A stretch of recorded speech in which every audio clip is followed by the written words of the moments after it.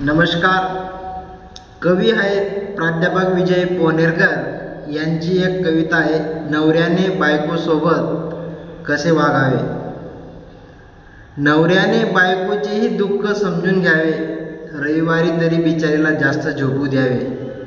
काय हरकत आहे तिला चहा करून द्यायला, विसरू नये जास्त दूध आणि अद्रक घालायला.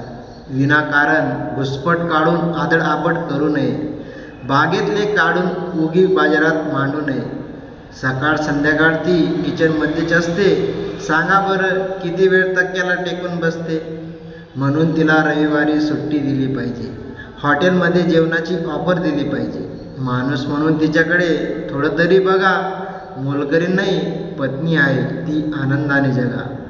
असू द्या तुझ्या डायरीत तिच्या कष्टाची नोंद, कधीतरी तिचे नाव तुझ्या हातावर गोंद. म्हणून तरी पहा तिला, चल सिनेमाला जाऊ, येता येता हॉटेलमध्येच तुझे आवडीचं खाऊ. ती कुठे म्हण असते युरोप टूरला जाऊ, गोडी गोडीत म्हणा यंदा माथेरानच पाहू. येता जाता घालून पाडून बोलणं तुम्हाला शोभतं का, बघा थोडं बायकोचा मित्र होता येतं का. छोट्या छोट्या डिमांड असतात पूर्ण करायला शिका, नेहमी नेहमी काढू नये फक्त तिच्याच चुका. मोकळेपणाने बोलायला पैसे थोडेच लागतात, काही नवरे बायकोशी विचित्रपणेच वागतात.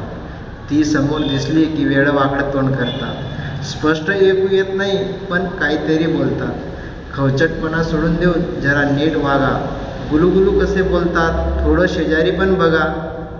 बायको म्हणजे लफडं थोडंच, काय झालं लाजायला, कुठे कुणाची हरकत आहे हातात हात घेऊन बोलायला. सुकलेली दिसतेस आज, तुझं काही दुखतंय का, खरं सांग माझ्या वागण्यात कुठं काही चुकतंय का. मनातलं काही घेऊ नकोस, मोकळेपणाने बोल, तुझ्या भावना माझ्यासाठी आहेत खूप अनमोल. तिचे काही चुकले तर एकांतात सांगावे, पोरं सुनासमोर आदरानेच बोलावे. दोघांनी मान्य करत आपल्या आपल्या चुका, भांडण करायला काय लागतं सॉरी म्हणायला शिका. अशी सुंदर कविता या ठिकाणी कवी प्राध्यापक विजय पोनेरकर यांनी एका सोशल मीडियाच्या साईटवर दिली आहे.